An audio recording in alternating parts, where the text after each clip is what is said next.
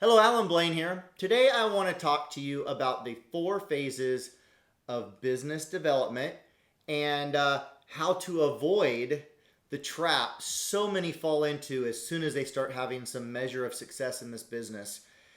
And I don't want that to be you. I don't want you to fall into that trap. We fell into that trap, this trap I'm going to talk to you about. And thankfully, we were able to correct it before too much time went by. But this is a very important topic, and I hope you take some notes. Okay, so the 4 phases of business management or business development are: number 1, the growth phase or the building phase. Number 2 is the management phase, also known as the organizational phase. Okay, phase 3, do not ever want to get in phase 3. It's the blame phase, the excuses phase. Okay, and phase 4, adios, sayonara, hasta la vista. It's the phase out phase. Don't even want to get close to that, right? So I hope this video is going to be helpful to you to avoid it. And I believe if you take my advice, it will be very helpful to you. So here we go. Let's talk about the 4 phases. Number 1, number 1, the building phase. In our business, we start by having a multitude of conversations with people, new people, right? Conversations lead to finding people that are open to learning about what we have to offer, which leads to finding some of those people that we can recruit that want to join either as a customer or join us as a business partner, right? So that's phase 1. In phase 1, if we're going to do it successfully, which hopefully you all are, as we're doing this successfully, it's exciting. It's fast moving. It's a little chaotic. It's a little disorganized as we're signing people up and recruiting and going and blowing and going, and it's fun. But if we're not careful, it will lead to phase 2. We start having some success. We start feeling a little disorganized, maybe even a little out of control. And combine that with the fact that as we start duplicating, and we might get one or more person in our organization that starts building with us. And now we're in a leadership role, a mentorship role with somebody else who's trying to build a business or is building a business in our organization. And it's very easy, very, very easy, if we're not careful, to fully move into phase 2, which is the management phase or the get organized phase. And there's 2 things that pull on us to do that. Actually, probably 3. Number 1 is phase 1 was exciting, but it was a little out of control. So we're going to pull back up from that a little bit, and we're going to start. And by the way, this is not what you want to do, but this is what I see many people doing, ourselves included in the past, and get organized. Get things organized, okay? That's the objective. The second thing that happens is we've got a team now that's depending on us, counting on us, but keep in mind, they build their own business. We're here to support, encourage, and most importantly, lead by example, not manage people. Lead by example. And the best way we can lead by example, the best way we can inspire, people say, well, my team just doesn't have the vision. They're just not doing the work. Are you doing the work? That is the best way to inspire your team. If they're inspirable, if they really are gonna have the best chance of doing this and succeeding, they need to see us doing it. They need to see you doing it. Phase 1. But anyway, we move into phase 2. We go into management mode. We go into organizational mode. We're supporting our team. We think we're supporting our team, when really the best support we can give them is to continue to recruit in phase 1. Of course, yes, we need to be available to our team. Of course. And I'll cover that in a second. But that's not our primary objective. Our primary objective is to remain in phase 1 for the majority of our time. Move into phase 2. We're in management mode. We're getting organized. Something happens. This business that was growing at a great pace begins to not. The trajectory is just not there. Why? We stopped recruiting. It's simple. And our team's going to duplicate our actions. Nicole and I have made this mistake. We know. We don't want it to be you. Okay?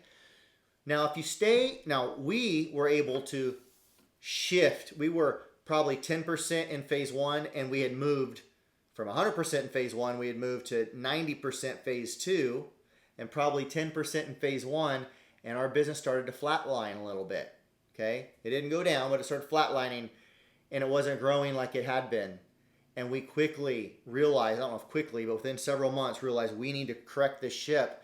And we shifted back to now, even with as large a team as we have, thousands, probably close to 6,000 people in 7 or so countries over 3 or 4 continents, we still try to maintain about 50% of our time in phase 1, 50% of our time in phase 2 supporting our team. And don't want to get the ratios too far out of balance in that regard. But here's what happens if we move primarily into phase 2, organization and management. Before long, and it's different for every business, we get discouraged because the results aren't there. And why aren't the results there? Because we're not in phase 1, right? Our team's following our example.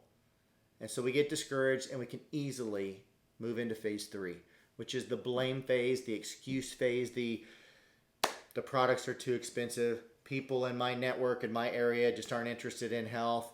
We need a better video. We need a better website. My upline doesn't help me enough.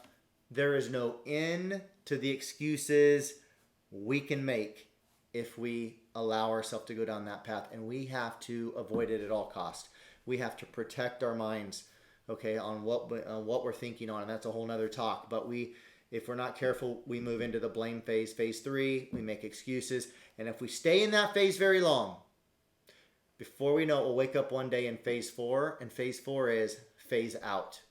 And I don't desire that for you or anyone that desires to enjoy the amazing benefits that this business offers for those that stay focused and stay consistent and keep putting one foot in front of the other and getting up when we fall down and fail and make a mistake and marching forward. It is a 100% success rate for those of us that will choose to keep moving forward. And I wish that for everybody. So again, phase 4 phases of business. We want to avoid phase 3 and 4 at all costs.